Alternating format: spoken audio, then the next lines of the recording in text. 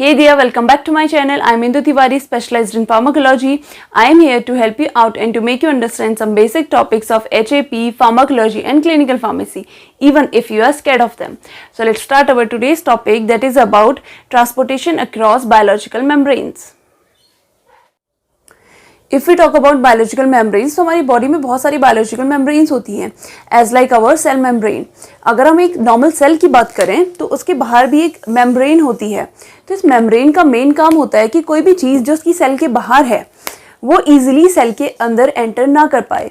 अगर by chance कोई ऐसी चीज़ है जो कि हार्मफुल है या फिर जो सेल में कुछ ना कुछ फंक्शनल चेंज कर सकती है, कन्फॉर्मेशनल चेंज कर सकती है, तो वो चीज़ें ईजिली सेल के अंदर एंटर ना कर पाएँ, तो इस चीज़ के लिए वो मेम्ब्रेन उसको प्रोटेक्ट करती है. हमारे घर में खिड़कियाँ होती है, दरवाजे होते हैं, दीवारें होती हैं जो कि बाहर के इन्वायरमेंट से हमें प्रोटेक्ट करते हैं. तो सेम ऐसा ही प्रोटेक्शन ये मेम्ब्रेन्स भी प्रोवाइड करती हैं.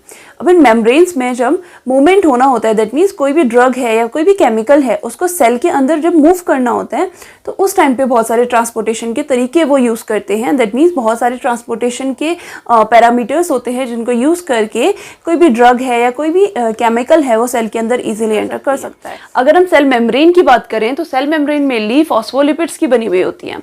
अब ये फॉस्फोलिपिड की बाई लेयर होती है. दैट मीन्स जो फर्स्ट वाला जो बाहर आपको पार्ट दिख रहा है जो गोल गोल बने हुए हैं, ये है पोलर ग्रुप, और अंदर वाला पार्ट होता है non polar group. Polar group जो कि हाईली लिपिड सॉल्युबल है, यानी कि लिपिड जो भी चीज़ें आएंगी, लिपिड जो भी ड्रग्स होंगी उसको ईजिली क्रॉस करवा सकता है. अंदर वाली जो लेयर है वो है non polar, that means water soluble है. तो कोई भी वाटर सॉल्युबल ड्रग है इसीलिए वो इजीली मेम्ब्रेन से क्रॉस नहीं हो पाती, क्योंकि बाहर साइड क्या है, हमारे पोलर ग्रुप्स प्रेजेंट है. That means lipid soluble group present है जो कि लिपिड सॉल्युबल ड्रग को ही इजीली अपने से कैरी करवा सकती हैं. तो इस केस में क्या होता है, जो हमारी नॉन पोलर जो पार्ट है, जो अंदर वाला पार्ट है, वो थोड़ा सा लेस रिएक्टिव रह जाता है, और जो हमारी वाटर सॉल्युबल ड्रग्स हैं वो इजीली मेम्ब्रेन को क्रॉस नहीं कर पाती है. नेक्स्टली, सेल मेम्ब्रेन की थिकनेस लगभग 100 एंगस्ट्रॉम तक होती है. इसके अलावा सेल मेम्ब्रेन में बहुत सारे कोलेस्ट्रॉल्स प्रेजेंट होते हैं, कुछ प्रोटीन्स प्रेजेंट होते हैं बीच में, जो कि मेम्ब्रेन में जो भी ट्रांसपोर्टेशन है उसको करवाने में हेल्प करवाते हैं. अगर हम बायोलॉजिकल मेम्ब्रेन की अक्रॉस ट्रांसपोर्टेशन की बात करें, दैट मीन्स कोई भी सेमी परमिएबल मेम्ब्रेन है, तो इस मेम्ब्रेन के थ्रू कोई भी ड्रग इस मेम्ब्रेन को क्रॉस करके कैसे दूसरी साइड जा पाएगी. तो इसके लिए अलग अलग मेथड्स होती हैं, फिर अलग अलग टेक्निक्स होती हैं जिसके थ्रू ये ट्रांसपोर्टेशन होता है. तो उसमें फर्स्ट टेक्निक है पैसिव डिफ्यूजन. सेकेंड टेक्निक है कैरियर मीडिएटेड ट्रांसपोर्टेशन, जिसके अंदर दो पार्ट्स आते हैं, फैसिलिटेटेड डिफ्यूजन और एक्टिव ट्रांसपोर्ट. एक्टिव ट्रांसपोर्ट भी दो पार्ट्स में डिवाइडेड होता है, प्राइमरी ट्रांसपोर्ट और सेकेंडरी ट्रांसपोर्ट. अब सेकेंडरी ट्रांसपोर्ट भी दो पार्ट्स में डिवाइडेड होता है, सिम्पोर्ट और एंटीपोर्ट. तो ये सारा का सारा आता है कैरियर मीडिएटेड ट्रांसपोर्टेशन में. अब नेक्स्ट हम देख लेते हैं, वो है एंडोसाइटोसिस, और सबसे लास्ट है फिल्ट्रेशन. तो फर्स्ट हम बात कर लेते हैं पैसिव डिफ्यूजन के बारे में. तो जब हम पैसिव डिफ्यूजन की बात करें तो पैसिव डिफ्यूजन मेनली क्या होता है, कॉन्सेंट्रेशन ग्रेडियंट पे डिपेंड करता है. दैट मीन्स जहाँ पे कंसंट्रेशन ज़्यादा होगी वहाँ से सारा का सारा सॉल्यूट या फिर जो भी ड्रग है वो मूव कर जाएगी लो कंसंट्रेशन की तरफ. एज लाइक इस डायग्राम से आप देख पा रहे होंगे कि बीच में सेमी परमिएबल मेम्ब्रेन है. मेम्ब्रेन की इस साइड क्या है, बहुत सारी ड्रग की कंसंट्रेशन है जो कि ब्लू डॉट आपको दिख रहे होंगे, और दूसरी साइड क्या है, मेम्ब्रेन में जो ड्रग है उसकी कंसंट्रेशन बहुत कम है. तो जब भी हम बात करें पैसिव डिफ्यूजन की, तो पैसिव डिफ्यूजन में जब भी ट्रांसपोर्टेशन होता है तो हमेशा डाउन हिल होता है. That means high concentration gradient से जो भी ड्रग्स हैं या फिर जो भी सॉलिड पार्टिकल्स हैं वो मूव करते हैं हमारी लो कंसंट्रेशन ग्रेडियंट की ओर को. इसके अलावा इसमें एक और फैक्टर होता है कि जो भी हमारा पैसिव डिफ्यूजन की जो टेक्निक है इसमें कभी भी एनर्जी की रिक्वायरमेंट नहीं होती है. ठीक है, क्योंकि ये बहुत ज़्यादा ऑब्वियस है कि हाई कंसंट्रेशन से लो कंसंट्रेशन में जाएंगे तो बहुत ज़्यादा एनर्जी की ज़रूरत नहीं है, वो डायरेक्टली खुद ही फ्लो हो जाएगा. इसके अलावा अगर जो पार्टिकल साइज है यहाँ पे सॉल्यूट का अगर बहुत स्मॉल है तो ये डिफ्यूज़न है वो बहुत ज़्यादा इजी हो जाता है, और बहुत जल्दी ये डिफ्यूज़न हो जाएगा अगर पार्टिकल साइज बहुत छोटा है. इसके अलावा नॉन आयोनाइज्ड जो ड्रग हैं वो भी इजीली डिफ्यूज़ हो सकती हैं. नेक्स्ट है कैरियर मीडिएटेड ट्रांसपोर्टेशन. सो नाम से ही समझ रहे हैं कि कैरियर मीडिएटेड, दैट मीन्स एक कैरियर की ज़रूरत पड़ेगी ट्रांसपोर्टेशन के लिए. खुद से जो हमारी ड्रग है वो इजीली मूव नहीं कर पाएगी, तो उसके लिए कैरियर की ज़रूरत है जिससे कि कोई भी ड्रग है मेम्ब्रेन के इस साइड से दूसरी साइड मूव कर सके. अब इसको बहुत इजी एग्जांपल से हम समझ लेते हैं. एज लाइक जैसे हमने पैसिव डिफ्यूजन को हमने पढ़ा था, तो हमें पता है कि उसमें क्या होता है, हाई कंसंट्रेशन से डायरेक्टली लो कंसंट्रेशन की ओर को जाते हैं, किसी भी एनर्जी की ज़रूरत नहीं होती है. तो लेट कर लीजिए कि आपको एक रिवर क्रॉस करनी है. ठीक है, पहली बार में तो क्या है, जब पैसिव डिफ्यूजन की बात करें कि आपको स्विमिंग आती है तो आपने स्विम करके इजीली रिवर को क्रॉस कर लिया. ठीक है, फर्स्ट वाली कंडीशन जो कि हमारी पैसिव डिफ्यूजन। नेक्स्ट कंडीशन है carrier mediated transportation. That means अगर स्विमिंग नहीं आती होगी तो उस केस में अगर आपको नदी को पार करना है तो या तो आप ट्यूब की हेल्प ले लेंगे या फिर किसी बोट में बैठ जाएंगे। ठीक है, तो ये क्या करेगा, आपको एक कैरियर का काम करेगा। दैट मीन्स ट्यूब या फिर कोई भी बोट है वो एक कैरियर का काम करेगी जिसमें आप बैठोगे और आप नदी से क्रॉस होकर के दूसरी साइड पहुंच जाओगे। तो सेम चीज होती है कि बीच में मान लीजिए बहुत सारी बोट्स हैं, आप इस साइड प्रेजेंट हैं, आप क्या करोगे, बोट्स में बैठोगे और ये बोट्स आपको क्या करेंगे, इस साइड पहुंचा देंगे। ठीक है, तो सेम ऐसी है कि ड्रग है, जो हमारी मेम्ब्रेन है इसमें बहुत सारे प्रोटीन्स होते हैं जो कि कैरियर का काम करते हैं। तो ये प्रोटीन्स क्या करेंगे, ड्रग को अपने ऊपर बाइंड करवा लेंगे और जा करके दूसरी मेम्ब्रेन की जो दूसरी साइड है वहाँ पे इनको रिलीज कर देंगे।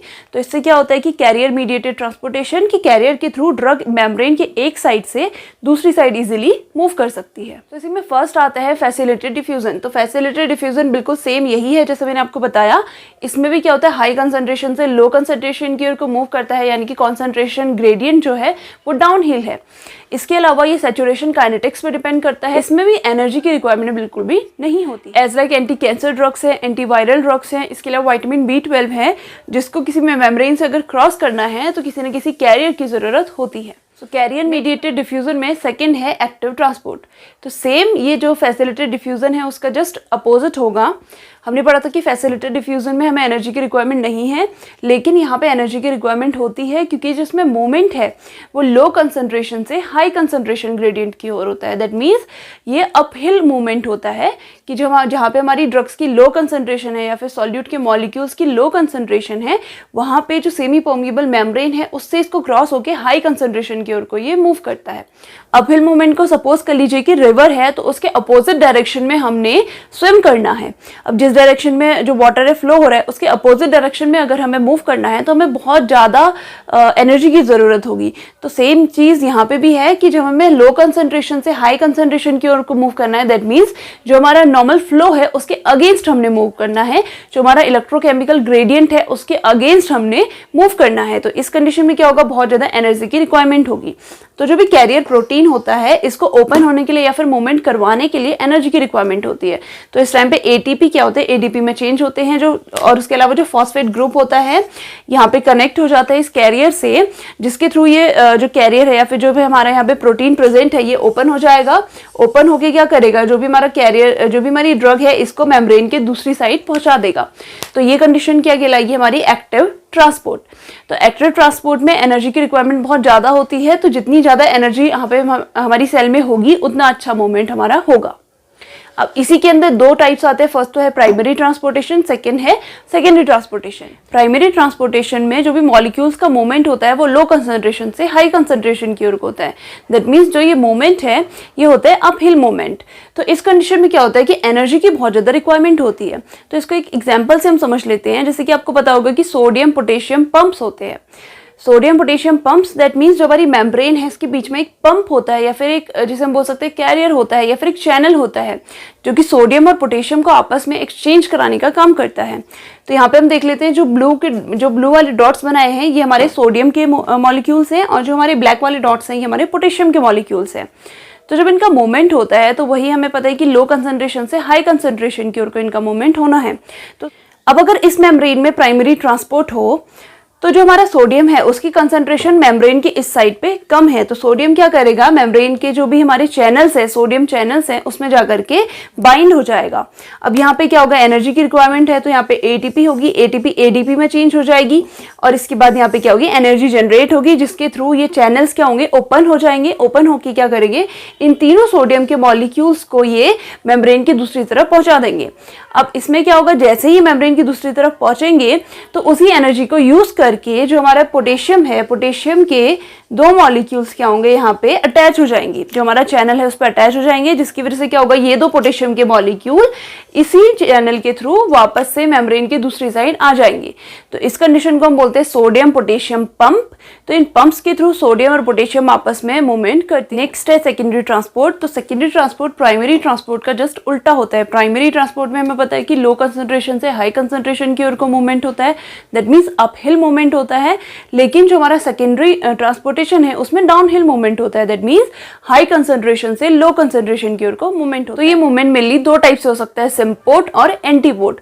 सिम्पोर्ट एज लाइक आपको कोई बोट दे दी गई है और आपको रिवर को क्रॉस करना है, तो उसी टाइम पे आपके साथ किसी और को भी उस बोट में बैठा दिया जाता है कि वो भी एक साथ आपके साथ रिवर को क्रॉस कर ले, तो इस चीज को बोलते हैं सिम्पोर्ट। एज लाइक जो हमारा सोडियम होता है जब वो मेम्ब्रेन के अंदर मूव करता है तो उसके साथ साथ ग्लूकोज भी उसी चैनल से अंदर मूव कर जाता है, तो इस चीज को बोलते हैं हम सिम्पोर्ट। अब एंटीपोर्ट क्या होता है, जस्ट इसका अपोजिट होता है। एज लाइक अगर आपको एक बोट दे दी गई है कि आप रिवर को क्रॉस करो, तो आपने रिवर क्रॉस करी, तो रिवर की दूसरी साइड से कोई दूसरा इंसान उसमें बैठ गया और वो क्रॉस करके इस साइड आ गया, तो इस चीज को बोलते हैं एंटीपोर्ट। अब एग्जाम्पल के रूप में आप समझ लीजिए, जैसे कि सोडियम और हाइड्रोजन है, कि सोडियम जब क्या करता है मेम्ब्रेन से मूव करता है किसी भी कैरियर के थ्रू या किसी भी चैनल के थ्रू, तो उसी चैनल के थ्रू अगर हाइड्रोजन अंदर मूव इन कर जाता है तो उस चीज को बोलते हैं हम एंटीपोर्ट। ठीक है, तो बहुत ज्यादा इजी है सिम्पोर्ट और एंटीपोर्ट। नेक्स्ट है एंडोसाइटोसिस। तो एंडोसाइटोसिस दैट मीन्स अगर हमारी बॉडी में कोई भी फॉरेन बॉडी आ गई, दैट मीन्स कोई माइक्रोब्स आ गया, कोई बैक्टीरिया, वायरस, कुछ भी ऐसी चीज आ गई जो कि हमारी बॉडी के लिए हार्मफुल है, तो हमारी बॉडी उसे क्या करेगी, डिफेंस सिस्टम के थ्रू डिस्ट्रॉय करने का काम करेगी। तो वो डिफेंस सिस्टम कैसे काम करता है, जैसे हमारी बॉडी में मैक्रोफेजेस होती हैं, बहुत सारी फैगोसाइटिक सेल्स होती हैं, तो वो मेनली फैगोसाइटोसिस का काम करती हैं या फिर पिनोसाइटोसिस का काम करती हैं। अभी फैगोसाइटोसिस की प्रोसेस मैंने आपको एक बहुत ही इजी डायग्राम से बताई है। ये जो है हमारी मैक्रोफेजेस हैं, ठीक है, या फिर कोई भी हमारी डिफेंस सेल्स हैं, ये कोई भी बैक्टीरिया है जो कि बाहर से आया है। ठीक है, तो जब मैक्रोफेजेस इस बैक्टीरिया को डिटेक्ट कर लेंगी तो क्या करेंगी, बैक्टीरिया को अच्छी तरीके से इनगल्फ कर लेंगी, दैट मीन्स उसको अच्छी तरीके से खा लेंगी, और खाने के बाद उसका जो भी वेस्ट प्रोडक्ट बचा होगा या फिर जो भी टॉक्सिक इसमें मटेरियल बचा होगा उस सबको न्यूट्रलाइज कर देंगी और इजीली बॉडी से बाहर निकाल देंगी। तो ये काम होता है हमारा फैगोसाइटिक सेल्स का। Phagocytosis that means cell eating, कि कोई भी सेल है बैक्टीरिया या फिर कोई भी माइक्रोब की सेल है जो हमारी बॉडी के लिए अच्छी नहीं है उसको खा लेना। और पिनोसाइटोसिस दैट मीन्स कोई भी बैक्टीरियल या फिर किसी भी टाइप का जो भी फॉरेन बॉडी है, अगर उसमें कोई लिक्विडी मटेरियल प्रेजेंट है तो उसको ड्रिंक कर लेना। ठीक है, तो cell drinking that means pinocytosis, cell eating that means phagocytosis. Last है फिल्ट्रेशन।